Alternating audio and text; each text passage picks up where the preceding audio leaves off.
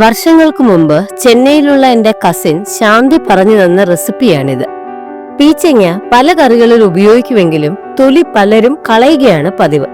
ഇന്ന് ഞാൻ പീച്ചങ്ങയുടെ തൊലി കൊണ്ട് ഒരു ടേസ്റ്റി ചമ്മന്തിയാണ് ഉണ്ടാക്കുന്നത്.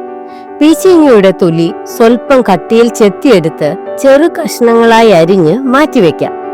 ചീനച്ചട്ടി അടുപ്പിൽ വെച്ച് എണ്ണയൊഴിച്ച് ചൂടാകുമ്പോൾ അതിലേക്ക് കടലപ്പരിപ്പും ഉഴുന്നുപരിപ്പും ചേർത്ത് ഒന്ന് ചുമക്കാൻ തുടങ്ങുമ്പോൾ പച്ചമുളകും ചെറിയ ഉള്ളിയും വെളുത്തുള്ളിയും ഇഞ്ചിയും ചേർത്ത് നന്നായി ഇളക്കണം. ശേഷം കരിവേപ്പിലയും മല്ലിയിലയും അരിഞ്ഞു വെച്ച പീച്ചങ്ങ തൊലിയും കൂടെ ചേർത്ത് ആവശ്യത്തിന് ഉപ്പും പുളിയും കൂടെ ഇട്ട് ഇളക്കി ഒന്ന് അടച്ചു വെച്ച് വേവിക്കാം. വെന്ത ശേഷം തിരുമിയ തേങ്ങയും കായപ്പൊടിയും ചേർത്ത് ഒന്നുകൂടെ ഇളക്കി ഒരു പാത്രത്തിൽ തണുക്കാൻ വെക്കാം. തണുത്ത ശേഷം ഒരു മിക്സിയുടെ ജാറിൽ എല്ലാം കൂടെ ഒന്ന് ക്രഷ് ചെയ്തെടുക്കാം. ഇനി ആവശ്യത്തിന് വെള്ളം ചേർത്ത് ഒന്നുകൂടെ അരച്ചെടുക്കാം. ഇപ്പൊ നമ്മുടെ ചമ്മന്തി റെഡിയായി. ഒന്ന് താളിച്ചാൽ മാത്രം മതി.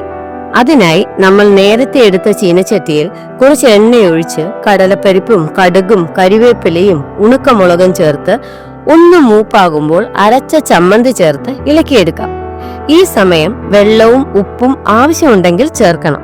എനിക്ക് ഉപ്പ് ഇത്തിരി കുറവ് തോന്നിയതുകൊണ്ട് ഞാൻ കുറച്ച് ഉപ്പ് കൂടി ചേർക്കുവാണ്. ഇതിന്റെ ഡീറ്റെയിൽസ് ഞാൻ ഡിസ്ക്രിപ്ഷൻ ബോക്സിൽ കൊടുത്തിട്ടുണ്ട്.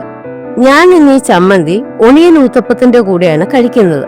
നിങ്ങൾ ഇത് ഇഡ്ഡലിയുടെ കൂടെയോ ദോശയുടെ കൂടെയോ ചോറിന്റെ കൂടെ കഴിക്കാം.